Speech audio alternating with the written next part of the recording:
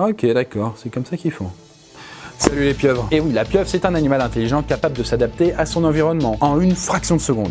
Démonstration, s'il vous plaît. Elle prend l'apparence d'autres animaux. Lorsqu'elle se déplace, elle avance avec les bras serrés contre son corps afin de passer pour un poisson plat venimeux. Et de l'adaptation, il va en falloir aujourd'hui, et pas qu'un peu, puisque ça faisait bien longtemps qu'on n'avait pas profité d'un 360 pour mettre à mal cette chère humanité. Sauf qu'aujourd'hui, bien, notre scénario a un goût amer de plausibilité. Alors vous avez sans doute déjà entendu parler de la théorie de l'effondrement. Oui, Absol a fait une série sur le sujet, mais j'avoue que je suis pas contre une piqûre de rappel. Yes. Alors pour synthétiser, en quelques mots, il s'agit tout simplement d'une théorie qui prévoit la fin de notre société telle qu'on la connaît et potentiellement de notre civilisation avant la moitié du 21e siècle. Okay. Cette disparition ferait suite à l'effondrement de l'économie et l'épuisement des ressources que nous consommons pour assurer notre croissance. Voilà, le pétrole et compagnie. Mais avant qu'on ne passe aux choses sérieuses, laissez-moi vous dire que cette vidéo est réalisée en collaboration avec Action contre la faim. Vous avez probablement déjà entendu parler de cette ONG qui, depuis 40 ans, agit sur les causes de la sous-nutrition. Et il y a du boulot, car malheureusement, de nos jours, un tiers de l'humanité n'a pas accès à des aliments nutritifs en quantité suffisante. Et pire, puisque 690 millions de personnes souffrent sérieusement de la faim, et c'est quand même près de 9% de la population mondiale. Ça fait beaucoup là, non? Ceci dit, il y a des solutions, comme rendre nos systèmes alimentaires plus justes et plus durables, et c'est justement ce que Action contre la faim essaie de faire. Et rien du coup de tel qu'un petit effondrement pour voir à quel point les bases de notre système sont fragiles. Du coup c'est parti, aujourd'hui on va partir du principe que l'effondrement est en marche et voir comment se passeraient les choses pour l'humanité en 360 secondes. Bien qu'on en parle de plus en plus, la théorie de l'effondrement n'est pas nouvelle. Sa version moderne date des années 70, époque où fut publié ce qu'on appelle communément le rapport Meadows. Pour faire simple, il s'agit d'une énorme simulation informatique calculant les effets de la croissance économique sur la population humaine et l'environnement. Et ce qui ressort de ce rapport, c'est que la croissance est limitée par nos ressources. Donc concrètement, le rapport prévoit une croissance exponentielle jusqu'aux environs 2020-2030, du coup en ce moment quoi. Et à partir de là, tout s'arrête subitement parce que les ressources, le pétrole en tête, ne sont plus suffisantes pour assurer cette croissance. Ok, mais c'est des théories vieilles de 50 ans. Si ça se trouve, les prédictions étaient fausses. Eh bien non, parce que les courbes réelles concordent étrangement avec celles de la simulation. Autrement dit... Mais c'est la cata, ça veut dire que notre société va s'effondrer d'un coup? Eh ben non, il faut plutôt voir l'effondrement comme un effet domino, puisque plusieurs crises s'enchaînent et débouchent sur l'effondrement final. D'ailleurs, un homme a étudié de très près le phénomène. En effet, l'ingénieur et écrivain Dimitri Orlov a étudié le phénomène de l'effondrement au travers de la chute de l'URSS. Selon lui, l'effondrement se fait en 5 étapes. La première est l'effondrement financier. La deuxième est l'effondrement commercial. S'ensuivent l'effondrement gouvernemental, puis social. La dernière étape du processus, la plus sombre, est l'effondrement culturel.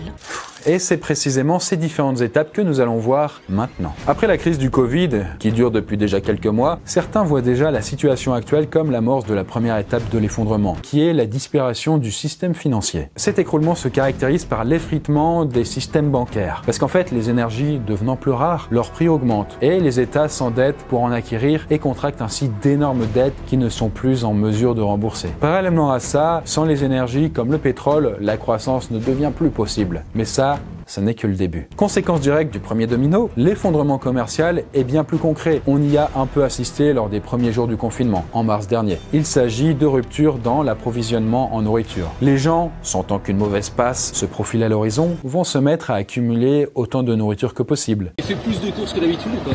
J'en sais rien, j'ai pris n'importe quoi. Puis les magasins se vident et comme le marché financier s'est écroulé, l'approvisionnement devient impossible à réaliser. Exactement. Ceci dit, ça, on pourrait l'éviter. Je vois pas trop comment. Eh bien, en France, 20% de notre alimentation est importée. Près de la moitié des fruits et légumes que nous consommons ne viennent pas de l'Hexagone. D'un autre côté, nous exportons aussi beaucoup à bas coût vers des pays du Sud. Donc ce système a deux conséquences. 1, les habitants des pays du Sud sont privés en partie de leurs ressources. Et 2, les producteurs des pays du Nord ne peuvent pas vivre de leur production. Donc, grosse crise alimentaire. Manger, vous savez ce que ça veut dire, manger? Bah oui. Voilà, manger, c'est l'inverse. Oh, je comprends pas, mais c'est pas grave. Je vous fais une tartine? Pour l'éviter, il suffirait d'être plus autonome et donc de réduire la consommation de produits étrangers au profit de produits locaux. Passons maintenant à la troisième étape. Les gouvernements seront de plus en plus contestés, quelle que soit leur nature, démocratie ou régime plus ferme. Mais qu'est-ce qu'il y aura à la place? Eh bien, c'est difficile à prévoir, mais Orlov, notre théoricien, n'exclut pas une certaine forme d'anarchisme. Autrement dit, un endroit où à la fois tout le monde et personne ne fait la loi. Et pour ça, ça, il se base sur un exemple précis. En effet, Orlov propose l'exemple des Pachtuns, un peuple vivant entre l'Afghanistan et le Pakistan. Ce peuple, constitué d'environ 40 millions d'individus, a la particularité de n'avoir ni État ni structure de pouvoir central. Il est organisé en petites tribus, fonctionnant toutes sur la base d'un code tribal commun que chaque Pashtun doit respecter sous peine d'être exclu de la communauté.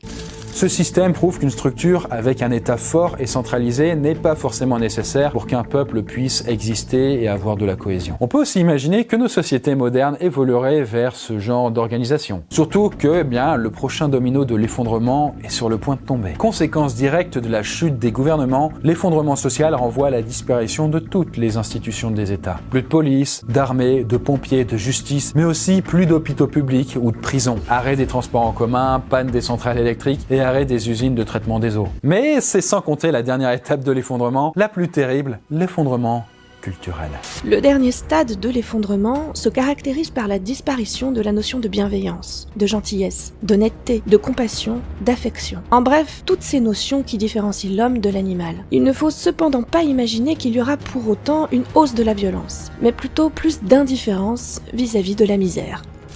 Voilà, c'est exactement le genre d'indifférence qu'on voit parfois dans les grandes villes vis-à-vis des SDF et des réfugiés. Alors bien sûr, l'effondrement n'aura pas lieu de la même façon sur toutes les sociétés. Plus elles sont dépendantes des énergies, plus les conséquences seront importantes. Par exemple, pour la fameuse tribu des Sentinelles, une tribu de chasseurs-cueilleurs qui vit coupée du monde depuis des siècles, pas sûr que l'effondrement soit bien dramatique. Mais pour les sociétés occidentales et le CAC 40, ce sera une autre paire de manches. Ok, non mais moi qui venais tranquillement mater une vidéo sur YouTube pour me changer les idées, j'apprends qu'on est tous foutus. Non, c'est pas du tout ce que j'ai dit. Il s'agit seulement des conséquences de l'effondrement tel qu'il pourrait se passer si on ne l'anticipe pas. Mais si l'humanité réagit maintenant, tout n'est pas perdu. D'ailleurs, d'après de nombreux collapsologues, comme lui, donc ceux qui étudient le phénomène, l'effondrement ne serait pas forcément négatif. Dit comme ça, j'ai du mal à te croire. Eh bien, en fait, si l'humanité consomme l'intégralité des ressources de pétrole, en fait, les conséquences du réchauffement climatique pourraient être bien pires que celles qui sont annoncées. Et du coup, là-dessus, l'effondrement permettrait une forte réduction de notre consommation d'énergie non renouvelable et de la pollution qui en découle. Alors certes, ce serait très brutal et nous perdrions une grosse partie du confort de nos vies actuelles. Mais en définitive, un changement radical, bien que très brutal de nos sociétés, ne serait-il pas la seule façon pour l'humanité d'éviter l'autodestruction? Car, après tout, derrière la croissance infinie qui est répétée par tous les hommes au pouvoir qui gouvernent notre monde, qu'est-ce qui se cache dans son ombre?